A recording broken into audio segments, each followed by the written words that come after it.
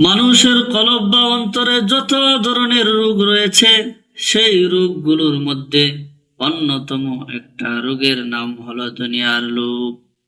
দুনিয়ার লোভে অন্ধ হয়ে মানুষ বড় বড় গুনাহে লিপ্ত হয়।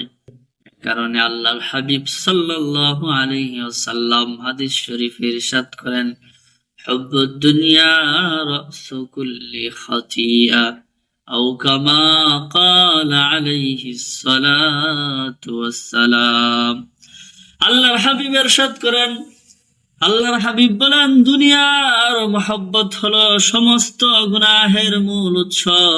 দুনিয়ার মহব্বতে অন্ধ হয়ে মানুষ ঘুম, খুন, হত্যা, বড় বড় গুনাহে লিপ্ত হয়।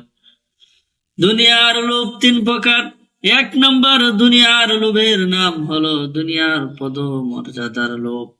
দুই নম্বর দুনিয়ার লোভের নাম হলো সম্পদের লোভ। তিন নম্বর দুনিয়ার লোভের নাম হলো নারীর লোভ। এক নম্বর দুনিয়ার লোভের নাম হলো পদমর্যাদার লোভ। এর উদাহরণ হলো, আমার জনগণ আমাকে আমার অসৎ চরিত্রের কারণে, আমার অযোগ্যতার কারণে আমার জনগণ আমাকে নেতা হিসাবে মানতে রাজি নয়। এত সত্ত্বেও জোর জবরদস্তি করে চলে বলে খলে কৌশলে নেতৃত্বের মসনদ আমি দখল করলাম। কিসের লোভে? দুনিয়ার সামান্য পদ মর্যাদার লোভে। দুনিয়ার সামান্য পদমর্যাদার লোভে আমি ক্ষমতার মসনদ অন্যায়ভাবে দখল করলাম, নেতৃত্বের চেয়ার অন্যায়ভাবে দখল করলাম। আল্লাহর হাবিব সাল্লাল্লাহু আলাইহি ওয়াসাল্লাম হাদিস শরীফে ইরশাদ করেন, কাল কিয়ামতের কঠিন দিনে তিন শ্রেণীর মানুষের দিকে আল্লাহ সুবহানাহু ওয়া তাআলা রহমতের দৃষ্টিতে তাকাবেন না।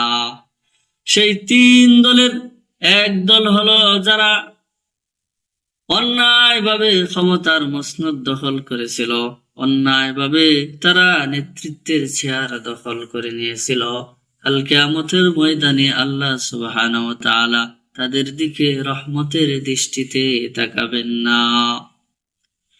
কাল কিয়ামতের কঠিন দিনে আল্লাহ সুবহানাহু ওয়া তাআলা যদি রহমতের দৃষ্টিতে না তাকান, তাহলে ওই সমস্ত নেতা নেত্রীদের অবস্থা কি হবে? তারা কপাল পুরা হবে নাকি তারা সৌভাগ্যবান হবে? আমি তো বলি তারা হবে চিরস্থায়ী কপাল পুরা। ওই কপাল পুরারা দুনিয়ার সামান্য পদ মর্যাদার লোভে আখিরাতকে ভুলে গিয়েছিল। কাল কিয়ামতের ময়দানে তারা হবে চিরস্থায়ী কপাল পোড়া। দুনিয়ার লোভের আরেকটা প্রকার হলো সম্পদের লোভ। দুনিয়ার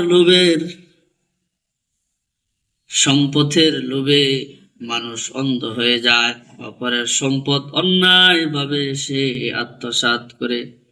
চুরি, ছিনতাই, চাঁদাবাজি, সুদ, ঘুষ ইত্যাদির মাধ্যমে মানুষ অপরের সম্পদ অন্যায়ভাবে আত্মসাৎ করে।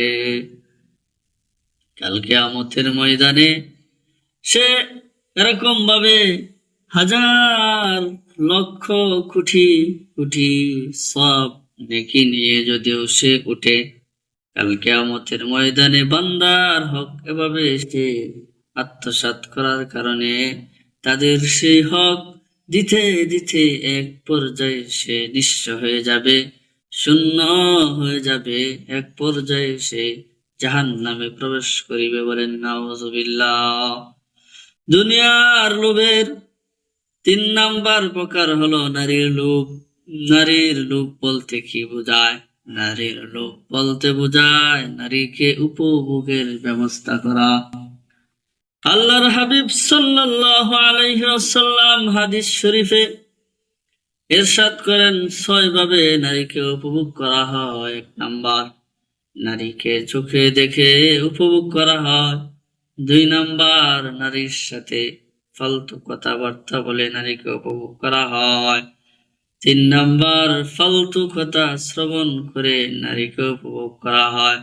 4 নাম্বার, নারীকে স্পর্শ করে উপভোগ করা হয়। 5 নাম্বার, নারীকে নিয়ে পলায়ন করে নারীকে উপভোগ করা হয়। 6 নাম্বার, অবৈধভাবে মেলামেশা করে নারীকে উপভোগ করা হয়। দুনিয়ার লোভে অন্ধ হয়ে মানুষ নারীর পিছনে ছুটে, নারীর লোভে অন্ধ হয়ে বড় বড় গুনাহ, জিনা, ব্যভিচারের মতো বড় গুনাহে লিপ্ত হয়ে যায়।